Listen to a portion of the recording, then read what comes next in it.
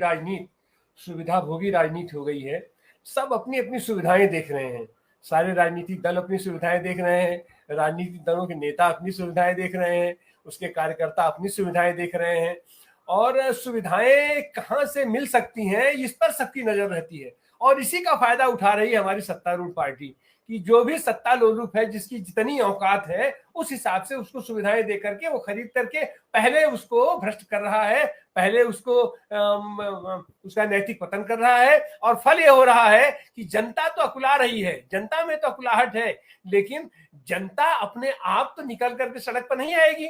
उसको तो कोई नेता चाहिए, उसको तो कोई संगठन चाहिए। वह संगठन अगर नहीं बनेगा, अगर जनता खुद निकल के आएगी तो फिर अराजकता फैल जाएगी। और यह काम जिस बखूबी के साथ तमाम संगठनों को करना चाहिए वो आज तक नहीं किया जा रहा था। विपक्षी एकता के नाम पर पहली बार शायद अपने सदन में 16 दल एकजुट हुए हैं, और आज की तारीख में भी उन 16 दलों में भी आपस में भी अपना कपड़ फरोगल रहती है कि तुम बड़े चोर हो, कि तुम बड़े चोर हो। आपस में ही लोग एक दूसरे को इंगित करते रहते हैं। लेकिन यह एक शुरुआत हुई है। और उसके बाद सबसे बड़ी बात कि यह जो हमारे सामने ये जो धुरिया पहलवान खड़ा है, ये अपने ही ऊपर छद्म आवरण खड़ा करके, अपने ही ऊपर अपने को पूरा देश बना करके ये अपना बादल तैयार करता है दुश्मनी का। अब राहुल गांधी वहां क्या कहे क्या नहीं कहे उसकी चर्चा नहीं होगी, क्या कहे वो, लेकिन ये क्या कह रहे हैं वही राहुल गांधी कहे हैं।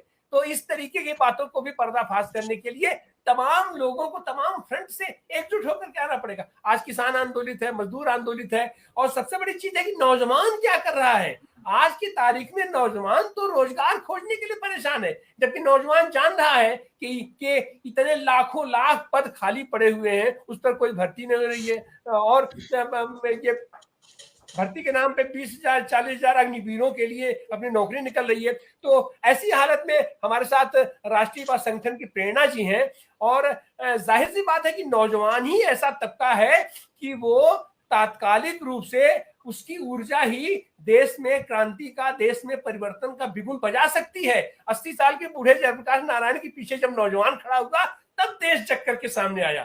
तो हम चलेंगे प्रेरणा जी के पास। प्रेरणा जी, आप इन सारे संदर्भों को आप किस तरीके से देखती है? जी, धन्यवाद डॉक्टर साहब, और जो मेरे फेलो पैनलिस्ट हैं उन सबका भी धन्यवाद कि ये मुद्दा आपने उठाया। जरूरी मुद्दा है। जहाँ से आपने छोड़ा वहीं से मैं थोड़ा शुरू करती हूँ, और थोड़ा साफ साफ भी बोलती हूँ, तो अगर बुरा लगे तो माफ करेंगे। आपने कहा हम सब अपनी सुविधा देखते हैं। मैं ये कहना चाहूंगी कि नहीं, हम सब झूठ बोलते हैं। हम सब जो है अपने स्वार्थ की जब हम बात करते हैं, दरअसल में हम झूठ बोलते हैं। सारी राजनीतिक पार्टियां जो है, कोई वजह ही नहीं है कि जिस प्रदेश में आप हारने वाले हो उस प्रदेश में हर सीट पर जो है लोग खड़े किए जाए। इसीलिए जो एक बैलेट पेपर में 20-25 लोगों के नाम होते हैं, वो एक दूसरे के वोट काटने के लिए होते हैं, वो किसी एक पार्टी को जिताने या हराने के लिए नहीं होते हैं। तो इसीलिए जो पॉलिटिकल पार्टियां झूठ के नाम पर खड़ी हैं, उनसे हम ये उम्मीद करें कि वो साथ में आए, सच बोलें, या जो भी है अपनी अपनी सुविधा पीछे करें, मुझे लगता है कि जरा जाती है। जो भी जबरदस्ती की आ भी रहे हैं वो भी अपने अपने स्वार्थ की वजह से आ रहे हैं। तो इसलिए मैं उसमें बहुत ज्यादा कोई उम्मीद, हालांकि समय की जरूरत है, पर इस चीज को हमें पहचानना चाहिए। मुझे लगता है कि लोग भी झूठ बोलते हैं। जिस जनता की आप बात कर रहे हैं, जनता भी जो है, नेता जब झूठ बोलता है तो जनता भी जानती है, बोलने वाला भी झूठ बोल रहा है, सुनने वाला भी झूठ बोल रहा है, और सब मान रहे हैं कि 15 लाख रुपए की बात हो, चाहे काला धन की बात हो, चाहे रोजगार की बात हो, चाहे 5 ट्रिलियन इकोनॉमी की बात हो, बोलने वाला भी झूठ बोल रहा है और सुनने वाला भी मान रहा है कि ये तो ठीक है, बोलते हैं, ऐसे तो बोलते ही हैं नेता लोग जो हैं। तो मुझको लगता है कि ऐसी जनता में भी जो है वो खास करके जो झूठ बोलने वाले लोग हैं वो अभी संगठित दिख रहे हैं, और जो सामान्य जनता है, जो अमूमन किसी एक पार्टी से अलाइन नहीं होती है, वो सारी बिखरी पड़ी हुई है। तो इसलिए मैं मानती हूँ कि जनता क्यों नहीं आती है, क्योंकि वो जनता को हमने 25 दलों में जो है आपस में बांट रखा है। तो इसीलिए अगर व्यवस्था की कोई बात करें, जिस व्यवस्था की बात संपूर्ण क्रांति में जयप्रकाश नारायण ने की थी, तो ये व्यवस्था पर सवाल यहाँ पर आता है। पर जैसा मैंने कहा कि अभी तो आग लगी है, आग को बुझाना है। मोदी और अदानी के सवाल पर हम आते हैं, क्योंकि ये आज का विषय है। मैं मानती हूँ कि लोगों के बीच में सच ले जाना अपने आप में एक बहुत बड़ा काम है। सच बोलना और बार बार बोलते रहना, इस तरह के कार्यक्रम हो, जनता के बीच जाके हम सच बोलें। और सच्चाई ये है कि ये पैसा जो है, जो मोदी का, ना किसी मोदी का है, ना किसी अदानी का है, ना किसी के बाप का है, ये पैसा जनता का है। कैसे ये पैसा जमा होता है कि 5 रुपया और लोटा लेके कोई अंबानी आता है और वो कुछ ही सालों में जो है वो भारत का सबसे अमीर आदमी बन जाता है। अदानी के बारे में आप कहते हैं 88 में तो कंपनी खुली ही है, और फिर उसके बाद गुजरात में जो डंका चला और फिर पूरे देश में जो डंका, कहाँ से आया ये पैसा? ये पैसा जनता का पैसा है, जनता जो बैंक में पैसा डालती है। आज आप देखिए अमेरिका में एसवीबी बैंक जो है वो उलट गई, 3 और बैंकें छोटी छोटी थी वो दिवालिया हो गई, और उनका प्रेसिडेंट आके कहता है कि जनता का पैसा हम जो है वो करदाता का पैसा उनको बचाने में नहीं डालेंगे। तो उस बेवकूफ को समझाए कि जो जो लोन दिया गया था और जो लोन डूबा वो भी तो जनता का और करदाता का पैसा था।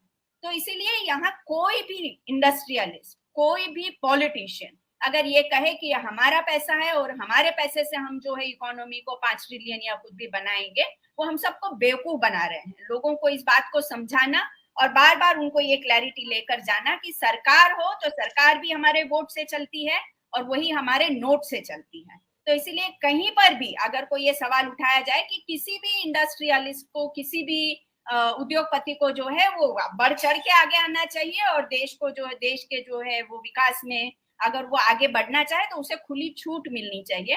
उनके सामने ये सवाल बहुत ज्यादा जरूरी है और लोगों द्वारा ये पूछा जाना चाहिए।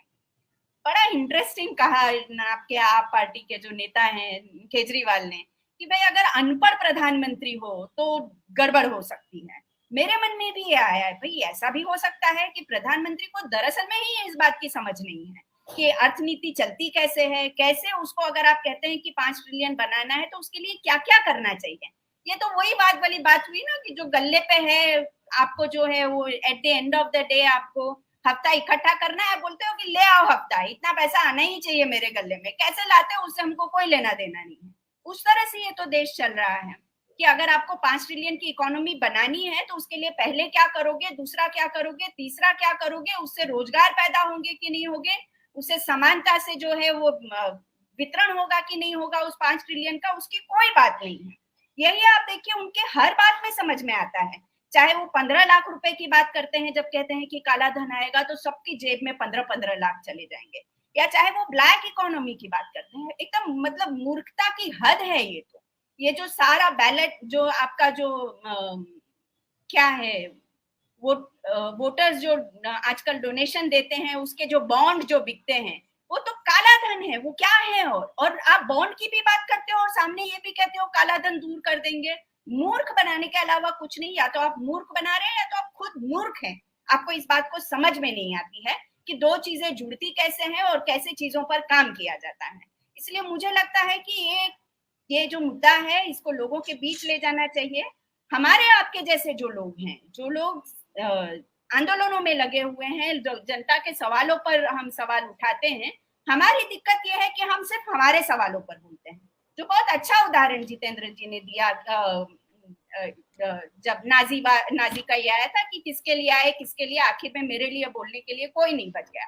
किसान सिर्फ किसान के सवालों पे बोलेंगे, महिलाएं सिर्फ महिलाओं के सवाल पर बोलेंगी, युवा सिर्फ रोजगार के सवाल पे बोलेंगे। ये हमारा स्वार्थ है जो हम हमारे ही सवालों पर बोलते हैं। अपने स्वार्थ से उठना पड़ेगा और हमको हर चीज पर, हर मुद्दे पर सवाल खड़ा करना पड़ेगा, और तब जाके हमारी आवाज में वो नैतिक बल आता है कि हम पूरे समाज के बारे में सोचते हैं, सिर्फ अपने बारे में नहीं सोचते हैं। तो मुझको लगता है कि इतनी बातें थी जो मुझको